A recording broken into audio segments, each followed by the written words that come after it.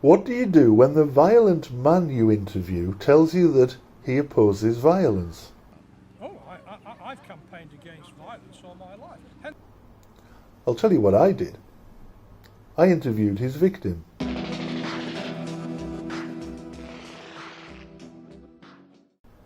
It's a beautiful Saturday morning and I'm enjoying a lovely drive through the Lake District on my way to see Geoffrey and Jill Fawkes. They have an interesting story to tell about John Stanier, once the Cumbria organiser of UKIP and now the Cumbria organiser of the Brexit Party. Well, I was out in Carlisle leafleting and working for Remain, and it was in the square in front of the town hall, and a little lad with a rucksack turned up, and we were given these things to hand out, and across the square was a big tent on the Leave people, were totally organised, money no object, and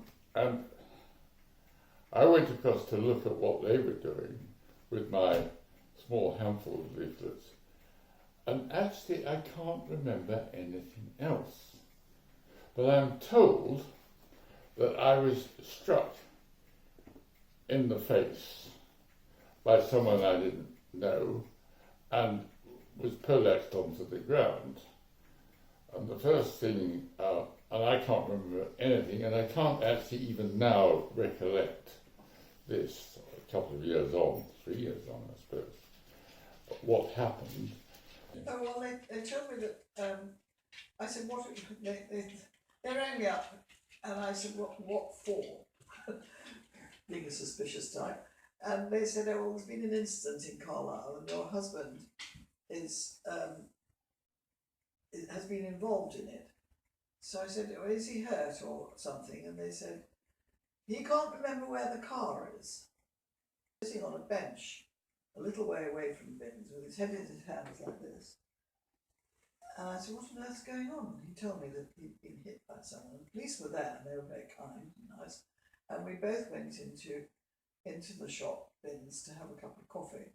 We thought we'll sit here and get feeling a bit more like it, because he was really quite woozy. And then when that It was the first aid guy actually who turned up, if you remember. Yes, there was. He was really good. But I think the important thing here is that the police and the first aid were excellent. I have no memory, and you actually should ask me if I charged Mr. Stanier, and I didn't, because I couldn't, because I had no way of doing it. But the police collected evidence from people around of what had gone on, and apparently he struck at me for being a Remainer at his stall.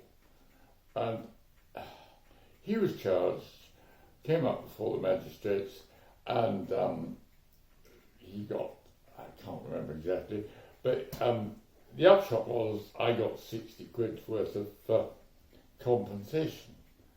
And I have spent that on Remain campaigns in the best way I can, and I hope he's pleased I spent his money in that way. we'd had a trip to the hospital for x-rays and things, and then we went home, and my younger son, who's a barrister in Manchester, insisted on coming up immediately, because he said he'd seen enough of this one hit and you're out type cases in the courts. Yeah.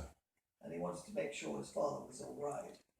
And then we had to go, a couple of days later, we had to go to give a statement to the police in Harrowby police station.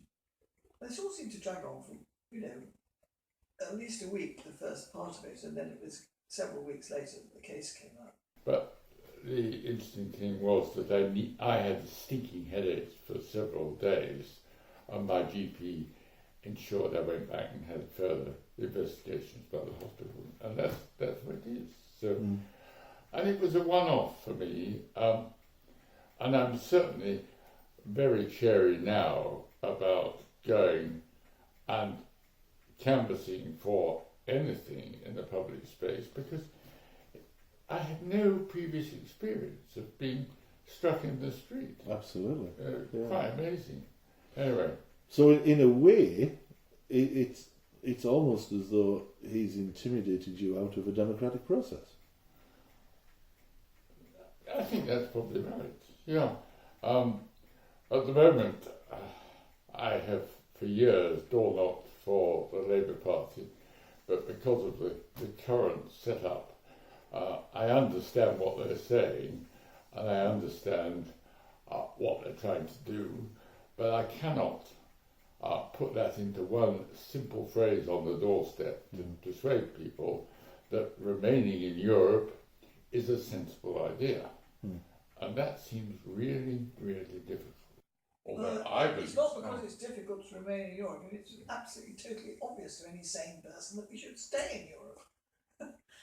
Well, Indeed. It's hard to differentiate between all the misinformation and the reality, though, and that appears to be a complicated argument when people don't fully understand the ins and outs of it to begin with. Yeah, that's right. Yeah. That's right.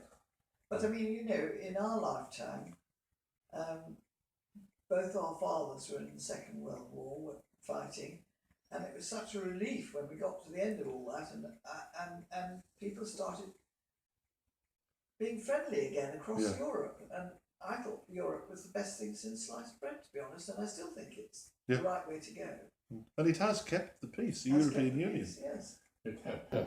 Well, the other thing it's done is allowed enormous, powerful interchange on the academic level across between academics in Britain and academics in Europe.